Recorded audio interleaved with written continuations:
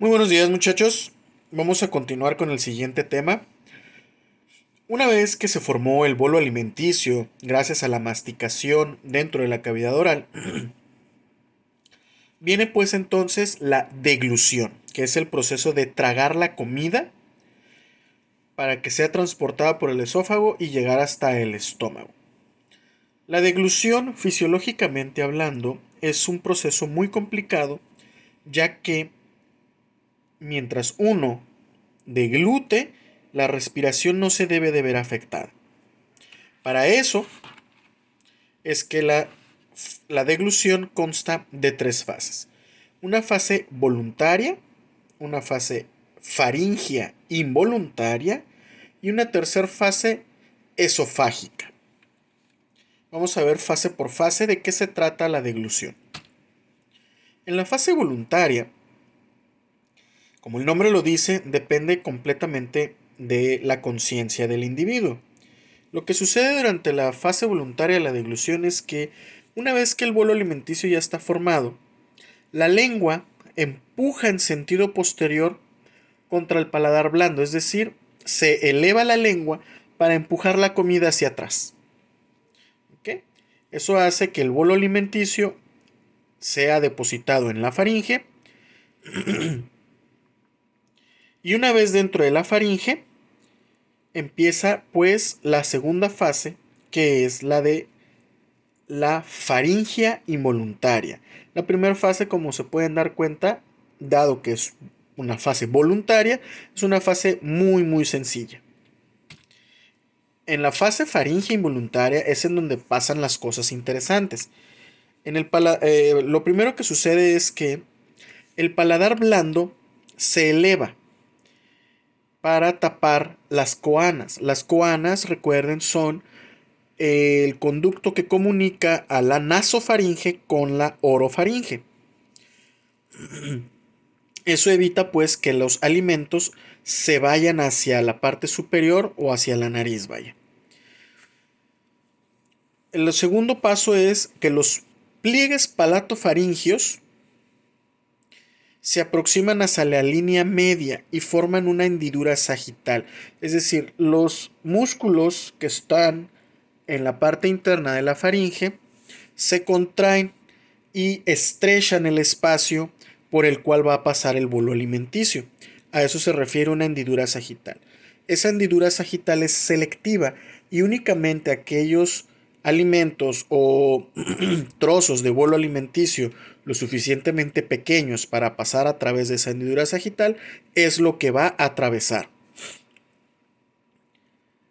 Una vez que el bolo alimenticio atraviesa esa hendidura sagital, las cuerdas vocales se contraen y lo que hacen es traccionar a la epiglotis, es decir, la jalan para que se cierre sobres de la laringe y evitar que el bolo alimenticio que viene cayendo se vaya pues hacia la tráquea. Ya lo vimos en el sistema respiratorio.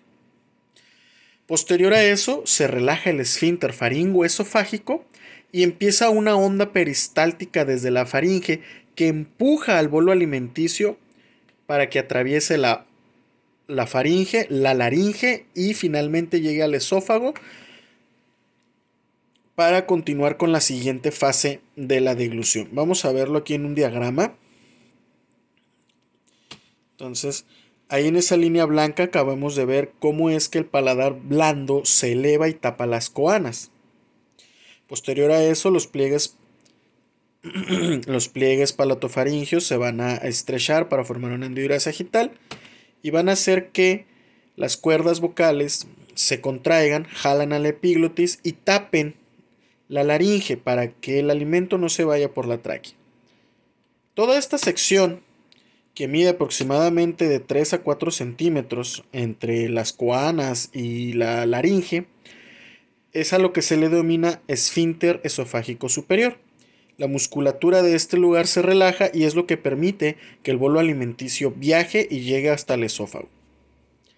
Una vez en el esófago, va a empezar la tercera fase, que es también completamente involuntaria.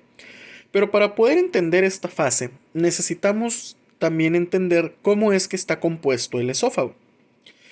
El esófago, para fines prácticos, muchachos, es un tubo, es una manguera, por el cual o cuya función es únicamente transportar el bolo alimenticio desde la faringe hasta el estómago. Pero hay que conocer un poquito de su anatomía para poder comprender ciertas cosas. El esófago, les repito, es un tubo, es una manguera, es una estructura tubular. Está conformada por tanto músculo liso como músculo estriado. El primer tercio o el tercio superior del esófago es músculo estriado, es músculo voluntario, dado que participa también en la fase faríngea voluntaria de la deglución. Después de eso, el segundo tercio, que es el tercio medio y el tercio inferior, están compuestos de músculo liso completamente involuntario. En un adulto promedio, el esófago puede medir hasta 20 centímetros y va a comprender aproximadamente desde la sexta vértebra cervical hasta la 11ª vértebra torácica. Está bastante larguito. Y tiene 3 estrechamientos anatómicos. El estrechamiento cervical, debido a que está pues ahí el cartílago cricoides en la tráquea. El estrechamiento torácico, que corresponde a las estructuras que están en el mediastino. Y el estrechamiento diafragmático, que como el nombre lo dice, corresponde pues al músculo diafragmático. El esófago está constituido de varias capas.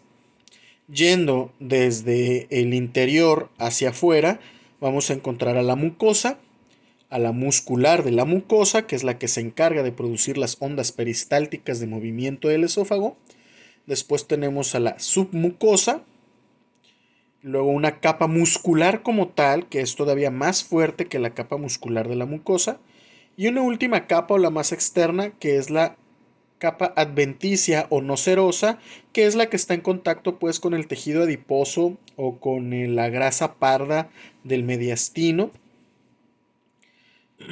y otros órganos internos. El movimiento de la peristalsis esofágica que produce las capas muscular y muscular de la mucosa es un movimiento exclusivo del sistema digestivo, muchachos. Únicamente el esófago, el intestino delgado y el intestino grueso poseen este tipo de movimiento que se llama peristalsis.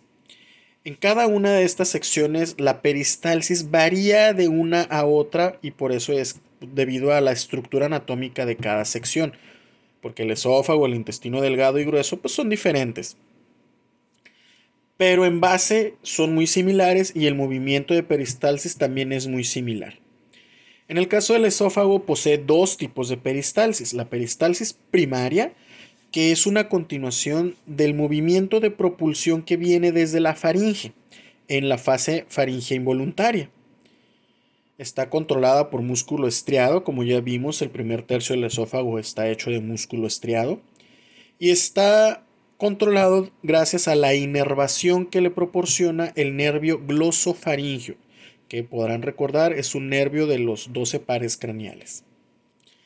En cambio, también tiene otro tipo de peristalsis, que es la peristalsis secundaria. Perdón. La peristalsis secundaria es una peristalsis propia del esófago, que se genera gracias a la capa muscular del mismo esófago, que se va a activar o se va a realizar para poder propulsionar, para poder mover los alimentos que no llegaron al estómago de manera automática con la primer propulsión o con la primer onda peristáltica que se generó en la faringe. Lo que se quede ahí atorado, vaya, ocupa moverse, porque si no nos asfixiaríamos y por lo tanto el esófago contrae el músculo liso del segundo y tercer tercio de su estructura para que el alimento que está ahí atorado, que no ha llegado al estómago, se pueda mover y llegue finalmente hasta el estómago. Como les comentaba, el esófago está inervado por varios nervios. En el primer tercio, que es músculo estriado, está el nervio glosofaringio involucrado. En cambio, en el segundo y tercer tercio se encuentra el nervio vago, que también es un par craneal, pero es un nervio completamente distinto, que normalmente se encarga pues de eso, de inervar a todas las vísceras. Además, dentro del mismo esófago, en la capa muscular en la capa muscular propia del esófago, se encuentran otro tipo de nervios o plexos nerviosos que se encargan de inervar a estos pequeños músculos propios del esófago, que son el plexo mientérico o de Auerbach, que se encarga de la inervación intrínseca de la capa muscular, y el plexo submucoso o plexo de Meissner, que se encuentra entre la capa muscular y la capa muscular de la mucosa.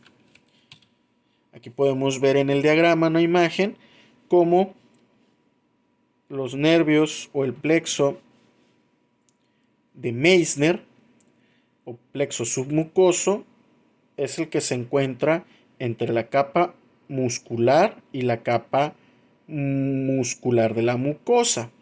Y en cambio tenemos al plexo de Auerbach, que es el que está más externo, que es propio de la capa muscular.